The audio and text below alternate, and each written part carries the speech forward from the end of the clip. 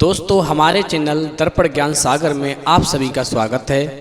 तो मित्रों, आज का विषय है जो स्त्री घर के आगे ये पौधा लगाती है उसका पति कभी बुरे कर्म नहीं करता, पलकों पर बिठा के रखता है।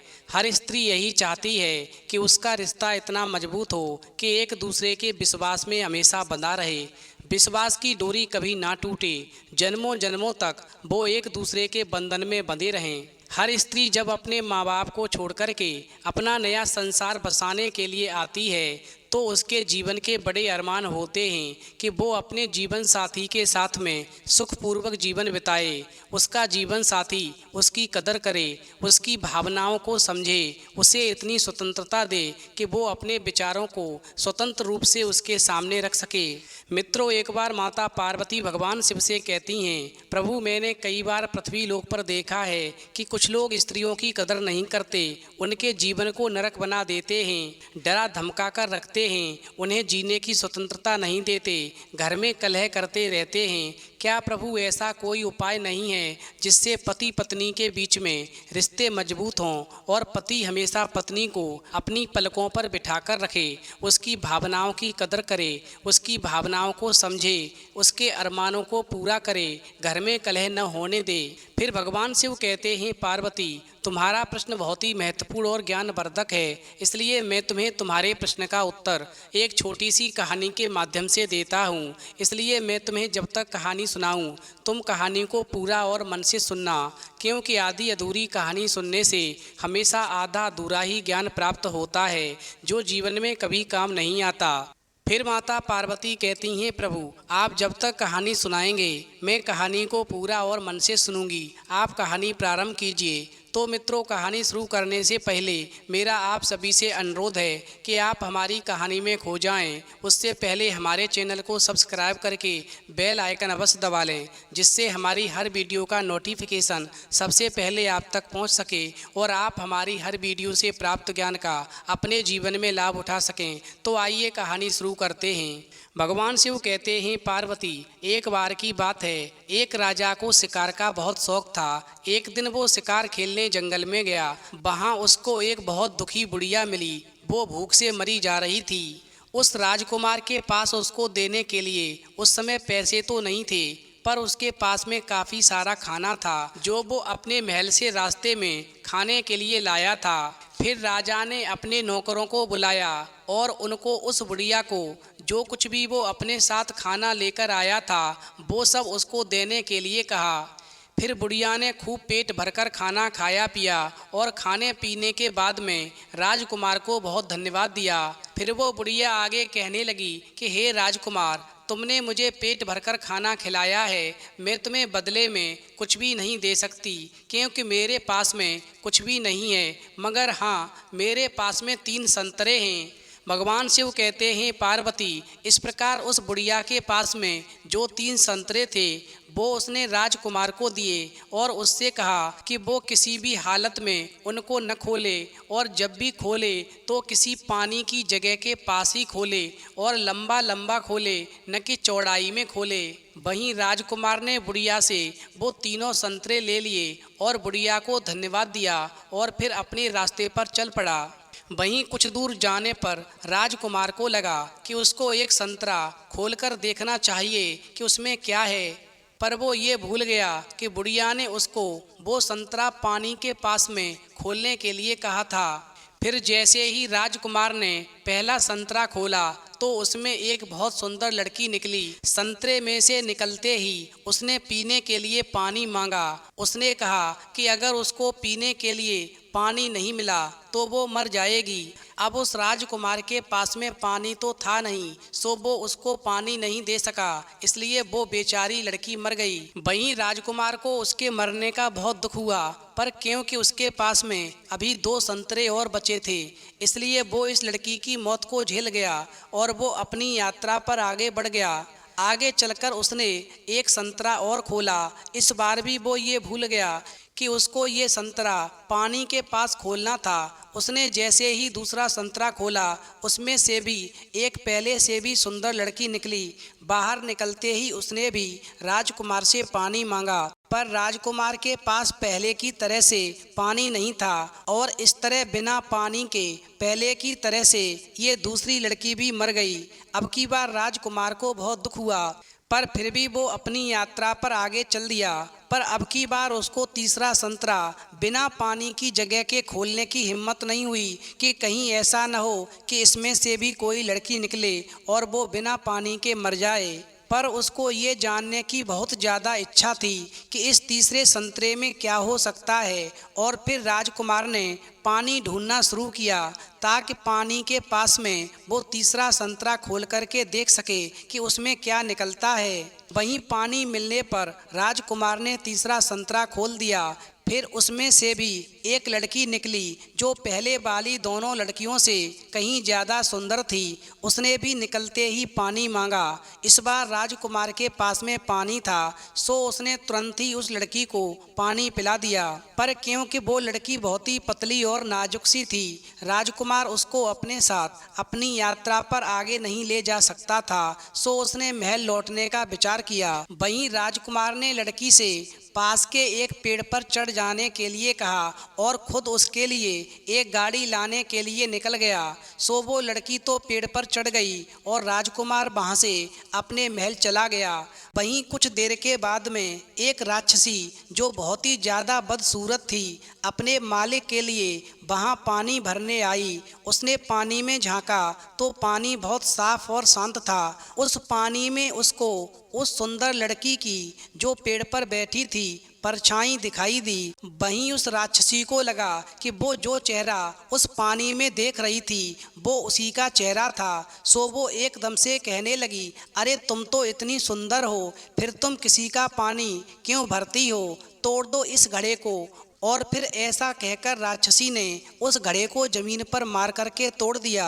उधर पेड़ पर बैठी वो राजकुमारी ये सब देख करके मुस्कुरा रही थी। केवल मुस्कुराना ही नहीं बल्कि वो तो जोर से हंसना भी चाह रही थी। केवल मुस्कुराना ही नहीं बल्कि वो तो जोर से हंसना भी चाह रही थी। पर कहीं वो राक्षसी उसको सुन ना ले और देख ना ले, इस वजह से वो डर रही थी। मगर उससे रहा नहीं गया और वो जोर से हंस पड़ी। उसकी हंसी की आवाज़ सुनकर के राक्षसी ने चारों तरफ देखा कि कौन हंसा, पर उसको कोई दिखाई नहीं दिया। काफ़ी देर के बाद में उसको पेड़ पर बैठी वो लड़की दिखाई दी। वहीं लड़की को देख करके राक्षसी ने कई तरह के इशारों से उसको पेड़ से नीचे आने के लिए कहा, पर उस राजकुमारी ने ये सब कहते हुए उसको नीचे आने से मना कर दिया कि वो वहाँ राजकुमार का इंतजार कर रही है और वो तब तक नीचे नहीं आएगी जब तक कि राजकुमार नहीं आ जाता। भगवान शिव कहते हैं पार्वती वो राक्षसी जो थी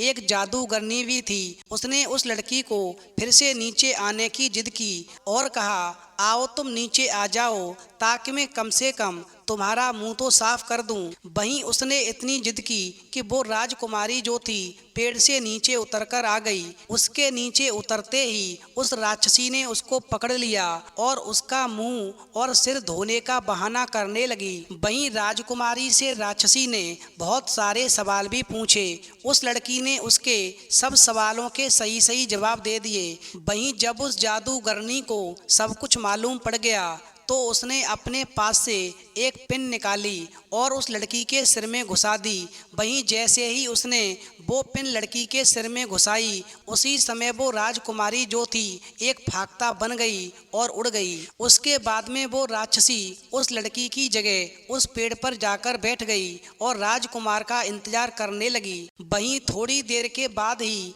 राजकुमार भी वापस आ गया। उसने पेड़ के ऊपर देखा तो उसको बड़ा आश्चर्य हुआ कि वो तो यहाँ पर एक बहुत सुंदर लड़की को छोड़कर गया था, पर यहाँ पर तो राक्षसी बैठी है। वहीं राजकुमार राक्षसी पर गुस्सा हुआ तो राक्षसी रोने लगी और बोली कि किसी ने उसके ऊपर एक ऐसा जादू कर दिया है जिससे वो कभी तो सुंदर हो जाती है और कभी राक्षसी जैसी हो जाती है। वहीं राजकुमार ने उस राक्षसी के ऊपर विश्वास कर लिया और उसको पेड़ से नीचे उतरने के लिए कहा। फिर उसके ऊपर दया करके वो राजकुमार जो था राक्षसी को अपने घर लेकर आ गया। अगले दिन वो सुबह सवेरे बहुत जल्दी उठा और अपने बगीचे में टहलने के लिए चला गया। कुछ देर के बाद ही उसने एक सफ़ेद फाख्ता देखी जो उसके बगीचे के माली से बात कर रही थी और कह रही थी कि राजकुमार उस काली बदसूरत और बुरी स्त्री के साथ में कैसे अपने दिन गुजार रहे हैं, और ये कह कर के वो भागता उड़ गई। वहीं माली ने उसको तो कोई जवाब नहीं दिया, पर वो राजकुमार के पास पहुंचा और फाख्ता वाली सारी बात बताई और राजकुमार से कहा कि तुम बदले में फाख्ता को क्या जवाब दिलवाना चाहते हो, मुझे बताओ। वहीं राजकुमार ने माली से कहा, तुम उस फाख्ता से कहना कि मैं ठीक हूँ और खुशी खुशी रह रहा हूँ। वहीं अगले दिन वो फाख्ता फिर वापस आई और माली से बोली, ओ मेरे बगीचे के माली, राजकुमार उस काली बदसूरत स्त्री के साथ में कैसे रह रहे हैं? तो माली ने कहा, वो खुशी से रह रहे हैं और अच्छी जिंदगी बिता रहे हैं। इस पर फाख्ता बोली, राजकुमार तो बहुत आनंद से रह रहे हैं और मैं बेचारी दुनिया में बिना किसी काम के इधर उधर उड़ती फिर रही हूँ। वहीं फाख्ता की बात को सुनकर के माली फिर से राजकुमार के पास गया और राजकुमार से जाकर के वो सारी बात बताई जो फाख्ता ने उससे कही थी। वहीं राजकुमार ने माली को एक जाल बिछाने के लिए कहा ताकि वो उस फाख्ता को उस जाल में फांस करके पकड़ सके। वहीं राजकुमार की बात को सुनकर के माली ने फाख्ता को पकड़ने के लिए एक जाल बिछाया। अगले दिन वो फाख्ता फिर वहाँ पर आई और उसने माली से फिर वही पूछा, तो माली ने फिर वही जवाब दिया। फिर उसने इधर उधर देखा तो खुद को फांसने के लिए जाल देख करके जोर से हंसी और बोली, ये जाल मेरी टांगों को फांसने के लिए नहीं हो सकता।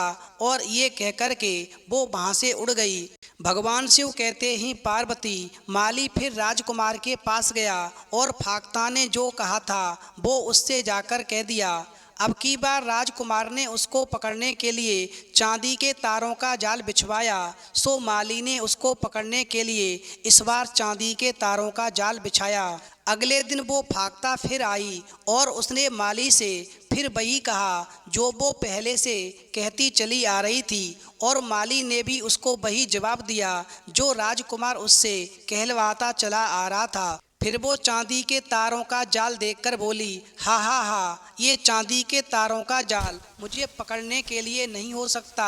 और ऐसा कहकर के वो फाख्ता जो थी उड़ गई। माली फिर राजकुमार के पास गया और उसको ये सब कुछ बताया जो फाख्ता ने उससे कहा था। इस बार राजकुमार ने उसको सोने के तारों का जाल बिछाने के लिए कहा। वहीं माली ने इस बार फाख्ता को पकड़ने के लिए सोने के तारों का जाल बिछाया।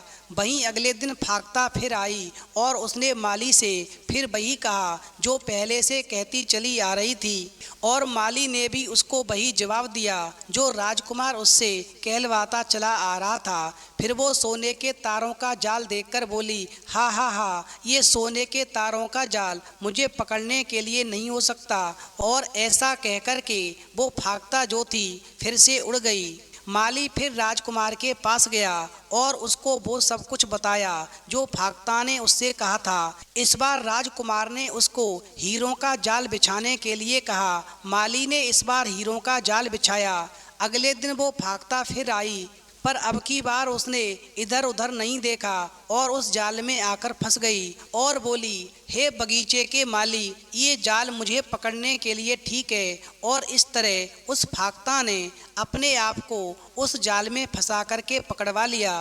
वहीं माली जो था उस फाख्ता को पकड़कर राजकुमार के पास ले गया। उधर जैसे ही उस राक्षसी स्त्री ने देखा कि उसकी वो फाख्ता पकड़ गई, तो वो राजकुमार से कहने लगी कि वो अपने आप को बहुत बीमार महसूस कर रही है और उस बीमारी को ठीक करने के लिए उसको उसी फाख्ता का सूप चाहिए जो उसने अभी पकड़ी है। फिर तो राक्षसी की बात को सुनकर के राजकुमार कहने लगा कि ये फाख्ता मारे जाने के लिए नहीं है, ये बहुत अच्छी है। और ऐसा कहकर के राजकुमार उस फाख्ता को प्यार से सहलाने लगा।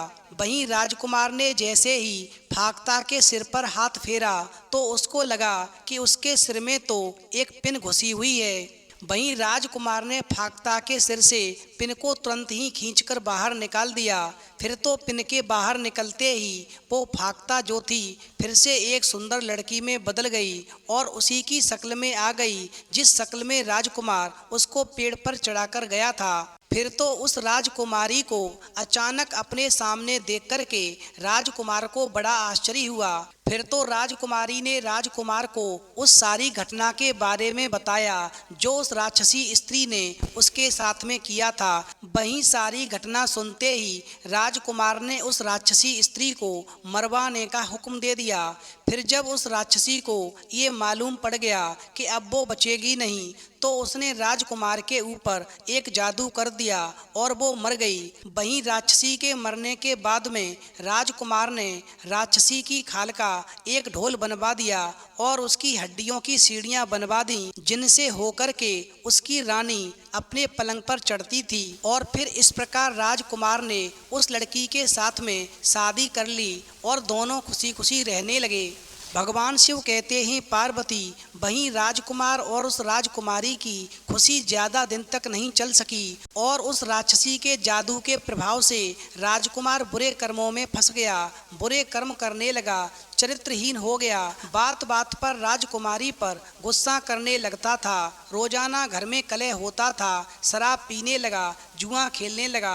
अब तो राजकुमारी ऐसा देख कर के रात दिन रोने लगी। आखिरकार वो क्या कर सकती थी। फिर एक दिन कहीं से घूमते घामते संयोग से एक सन्यासी उस राजकुमार के महल के सामने से गुजर रहा था। उस दिन राजकुमार घर पर नहीं था। उसी समय पर रानी की नज़र उस सन्यासी के ऊपर पड़ी तो रानी ने अपनी दासी को भेज करके उस सन्यासी को महल में बुलवा लिया और अपनी दुखभरी कहानी सुनाई। फिर सन्यासी ने कहा, हे रानी, तुम अपने घर के सामने एक आग का पौधा लगाओ और भगवान गणेश का ध्यान लगा करके रोजाना उस आग के पौधे की पूजा करो। ऐसा तुम 41 दिन तक करो, फिर सब ठीक हो जाएगा। भगवान शिव कहते हैं पार्वती, इस प्रकार रानी ने सन्यासी को भोजन कराया। सन्यासी तो भोजन करने के बाद में आगे के लिए चले गए, मगर अगले दिन रानी ने दासी के द्वारा एक आग का पौधा मंगवाया और अपने महल के सामने गाड़ दिया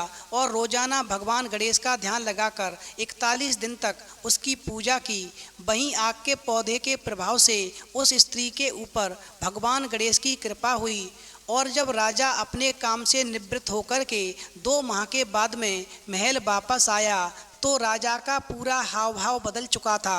राजा के ऊपर से जादू का प्रभाव हट चुका था। वो रानी को बहुत प्यार करने लगा और बहुत ख्याल रखने लगा और सारे बुरे कर्म भी छोड़ दिए। जुआ खेलना छोड़ दिया, शराब पीना छोड़ दिया, चरित्रहीनता छोड़ दी। फिर माता पार्वती कहती हैं, तो इसका मतलब प्रभु ये है कि जो स्त्री घर के सामने आग का पौधा लगाकर उसकी पूजा करती है तो उसका पति हमेशा उसको पलकों पर बिठाकर रखता है, उसकी हमेशा कदर करता है, घर में कभी कलह नहीं करता, बुरे कर्म नहीं करता।